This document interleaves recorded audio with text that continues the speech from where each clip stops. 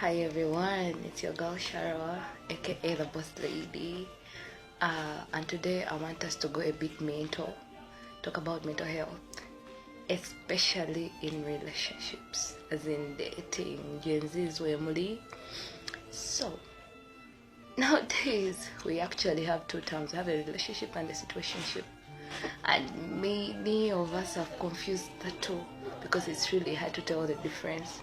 Now a situationship is where actually it's an undefined relationship, and it comes along with a few Gen Z terms that can help you actually relate and know that I'm in a situationship right now. One, there's what they call ghosting.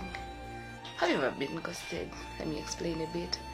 Have you ever had someone and then they disappear without a quarrel, without any explanation, without anything, and they blue tick you, someone just disappears from your life?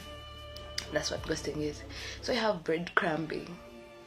This is where someone gives you a bit of attention, like just enough to keep you within that. Maybe he cares, maybe she does this, maybe, with that little hope of they'll change, they'll kind of come to their senses and realize that, he lost me. One time they're buying you flowers, the next time they're not replying to your phone calls, next time they'll be like, oh, I was just busy.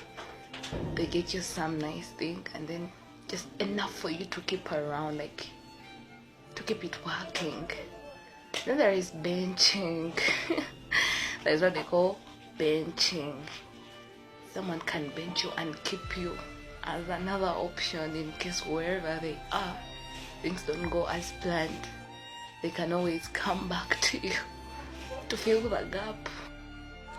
So there is zombie. There is another term called zombie.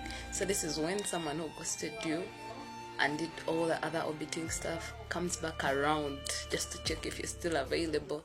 Like someone disappeared from mother and comes like, hey baby, how are you? Like, no accountability for whatever they did for the disappearance, and they expect you to act well. So if you act different, they'll be like, there's a lot of change in your behavior, and actually they will manipulate it and put the blame on you and make you feel guilty, right?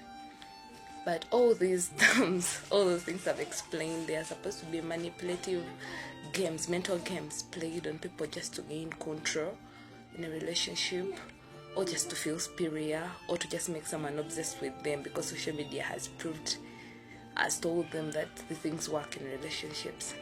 But what people don't know is these things can get someone depressed, bring about self-doubt, and actually other people end up into suicide if someone is truly attached, like to someone. The people who love deeply, and that close attachment can cause someone to, when you're going through depression, you can actually think of suicide and stuff like that. So just be careful with what we do in people's lives, because sometimes you're going to create that game and you do not really know what someone is going through behind, before the relationship, like outside the relationship.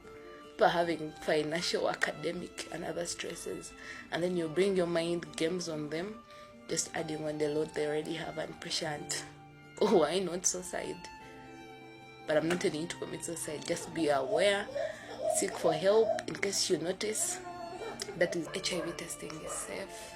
It's okay to know your status because it can help you save the people that you love and yourself, so that you start your treatment in case you're positive. And trust me, it is okay not to be okay every time. Speak out. Your message or your story could change someone's life somewhere. Thank you. I sign out.